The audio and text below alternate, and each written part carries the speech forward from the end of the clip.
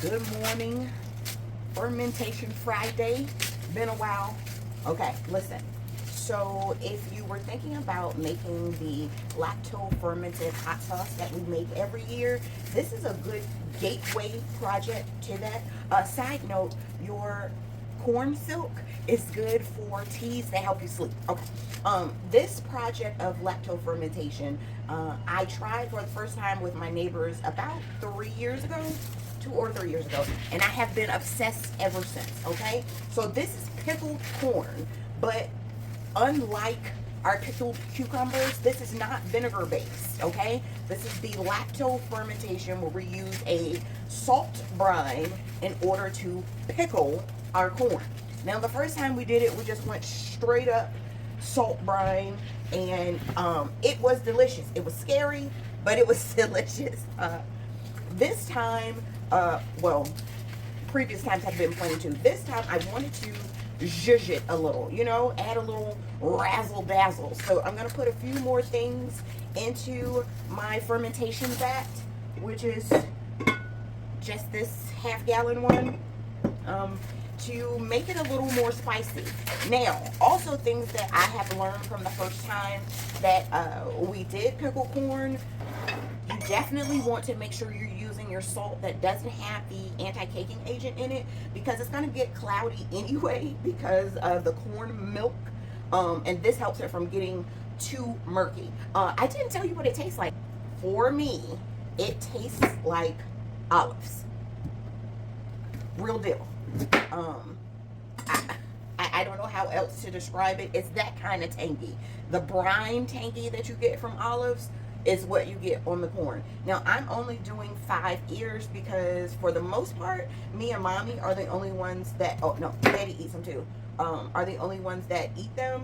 I think they would be perfect on a charcuterie. Delicious. So I'm going to slice mine in discs because I like still being able to eat around the corn. You can slice in discs. You can cut your kernels completely off. Just depends on how you want to try it.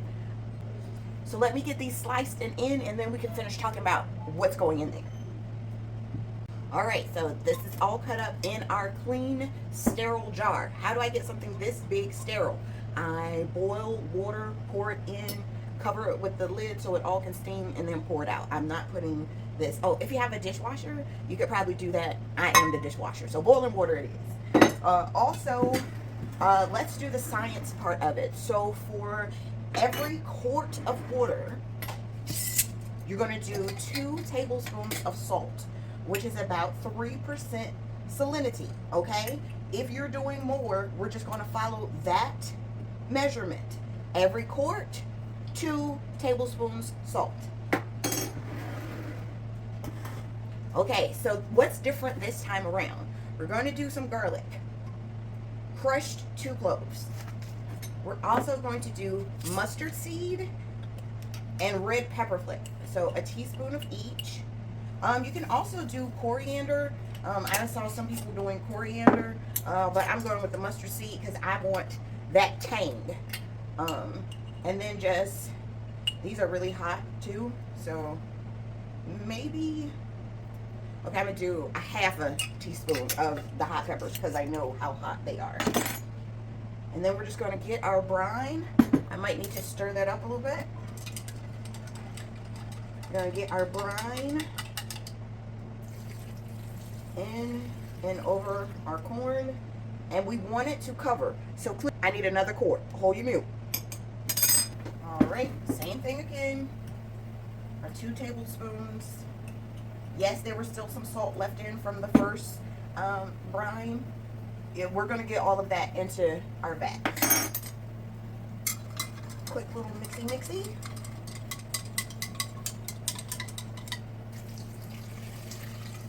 Perfect. So you see we got some floating, which means we have enough liquid in there. So once we weigh them down, they're going to sit still. This part is optional. You know I love me a good tradition, so I try to keep with traditional stuff. So we just put our husk, I'm cutting the longer pieces so that they can fit right over our corn. This is going to be the barrier between, I know the principles behind this is that this would be your air barrier for your weight, but this doesn't give enough weight for me. So I still do a layer of husk over, but then I'm going to weigh it down with our Ziploc bag weight, because this is bigger than the weights that I have. But I always put a layer of husk around. I don't know if it benefits flavor wise or how it works, but I'm going to always do that.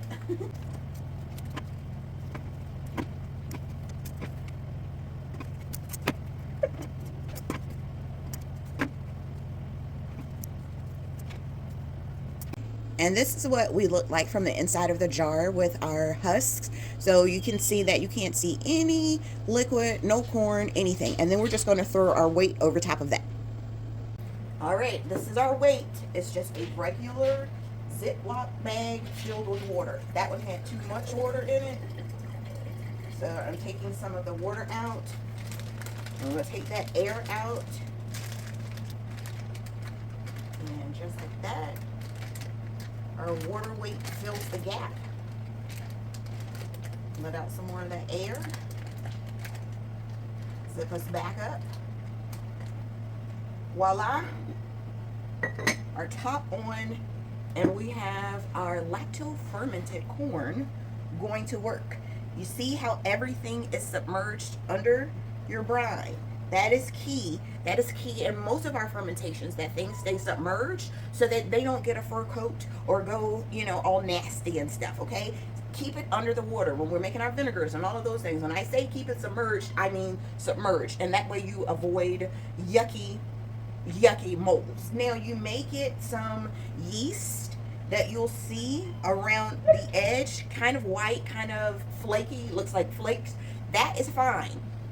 Furries, black, orange, that's a no-go, okay? But for the most part, as long as it's staying submerged, you're good to go. So this is going to ferment for 7 to 10 days. I like a good 7 days because I like my ferment funk mild. So it's really your choice. You can decide 7 to 10 days, perfect. Now what do we do with it afterwards? Now for me, because I don't necessarily need the live active goodness that comes from fermenting them, I'm going to can mine so they're on the shelf. This is my corn for next year, my pickled corn for next year, so it's going to be canned, and you would process this just like you process corn. If you're looking to add more live active things, then you are going to pour off the majority of this brine, just a little bit, and then you're going to refrigerate. So if you are interested in starting your fermentation journey and you're looking for something different, try the pickled corn through lacto fermentation, okay?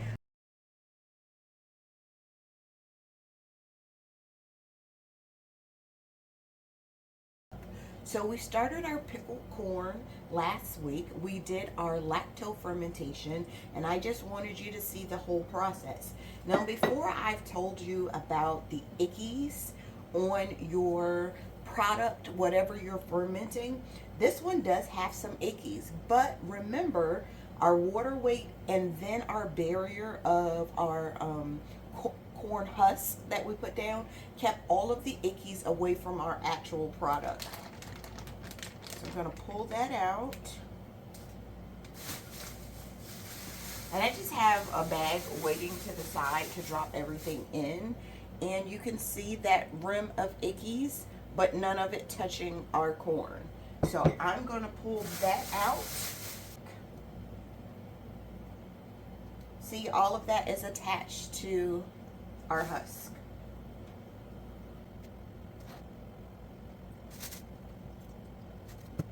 Nice clean jar. Now I'm just going to load them up in my jar to see how many fit before I add some of the brine and then regular water in here to dilute that, because I'm going to be canning my corn. Go straight into the jar, a little brine, a little water, into the refrigerator.